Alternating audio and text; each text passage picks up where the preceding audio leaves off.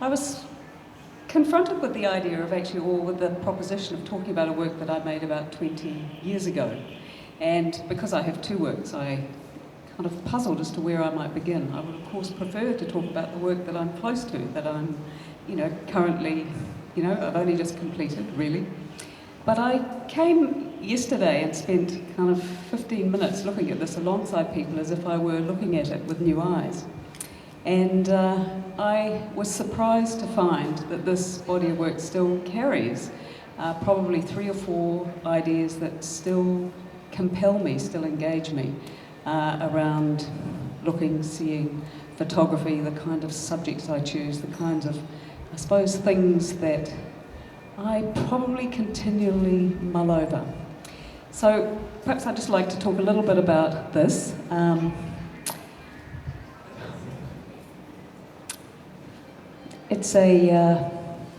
I think too, the other thing that occurred to me was that this has always, when I was invited to contribute this work to the first APT, it was a puzzle, Asia Pacific Triennial.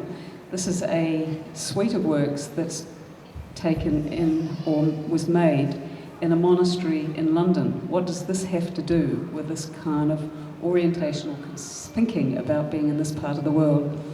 And I was delighted because it was a work that was deeply personal to me, and I think I've come to see it, and I thought about it yesterday, as being perhaps when New Zealand art is considered, it's often very much New Zealand through the eyes of artists as being in this part of the world, and questions of identity, nationhood, what distinguishes us as a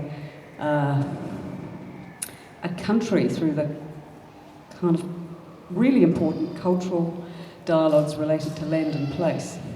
For me, this was a very important kind of internal journey, or that I did kind of, I suppose, deliver through the medium of photography, which I'll also talk about. But it was really about my own sense of being and belonging to the cultural traditions that I belong to and actually had to wrestle with and come to understand for myself.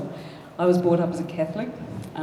Many people I grew up with had a legacy of kind of regret about having been brought up a Catholic. And I had a period in my life where I came and chose to reflect on this. And it seemed really important to me, rather than to be, was to acknowledge the jewels, the wonder, the magnificence of what had formed me in a really positive way. So I went, just out of curiosity, really looking to find gold.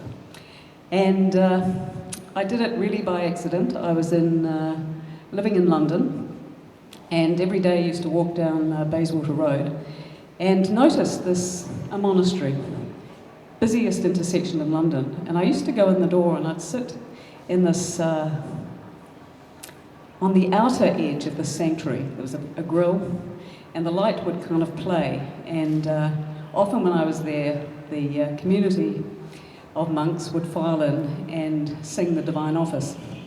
And I had, playing in my mind, as I was doing it at the time, the poetry of Rilke, the kind of search for the sense of kind of interior space that belongs to a kind of Western European tradition. And I was trying to find, and I think remake that myself. So that's where it began. I wrote a really, I'm just remembering the story now actually. I wrote a letter, just occurred to me out of the blue. I want to get in behind that grill. Photographers are curious people, so there was a sense in which that quest for some kind of journey I wanted to realise by some kind of physical or experiential discovery that I might be able to map in images. So I wrote to the head of the order saying that I'm a curious photographer and I want to come and see, and if you would agree, could I make some photographs? And I received this extraordinary invitation, which was to come and stay more or less whenever I wanted over a period of about 6 months. And I rather relished that. So Friday afternoons I would pack my bag and I would go and live behind the grill, and as some strange kind of novice.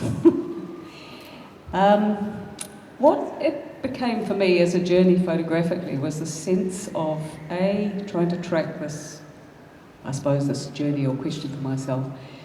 But an interest which I recognise in my current work that I'm dealing with at the moment is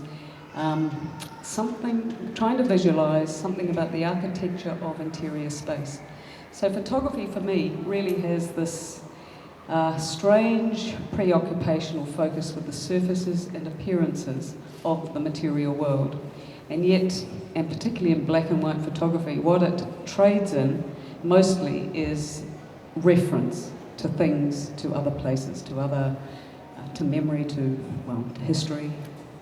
And to be in a place where I could actually track this kind of interior journey of my own with some kind of story or record of a physical existence of this particular group of women who I interestingly came to not critique, not revere particularly, but just track.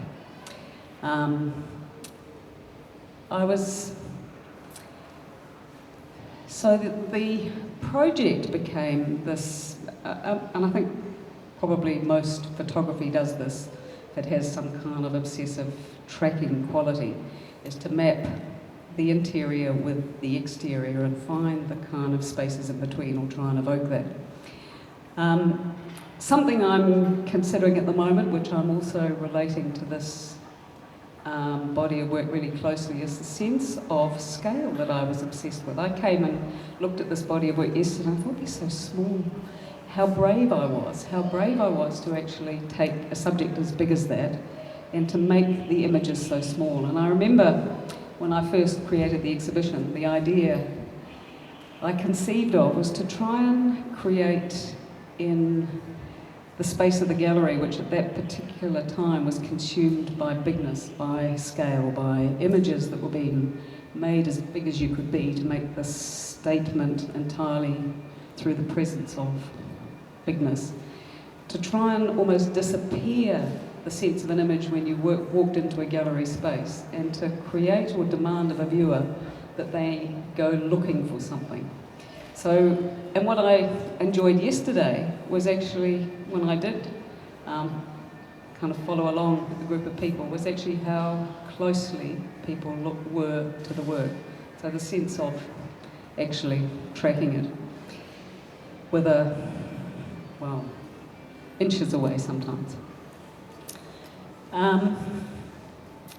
So that sense of intimacy, sense of space, I think scale in a photograph is intriguing. I've made, in Ruby's room, gone to the other extreme, which is really to take intimate moments and do the reverse, to really play with that same, the confrontational possibilities of scale. I'm not sure what else I can say about this. I think I've told the story. I was really pleased to see it here, and I would like to thank Queensland Art Gallery for purchasing this. It's a work I'm really proud of. I read the text and I read the captions, and I think there's a sense too of real commitment to the importance of a visual narrative and how a suite of images actually does create a text, a visual text that does contribute kind of beyond the images themselves. So I've done it in a very kind of studied way. I was almost, I hadn't read that piece for years and years and years, and I remembered the labour of that. I remembered the labour of the list writing, the labour of information that's pared down to practically nothing. So, yeah, nice to see it here.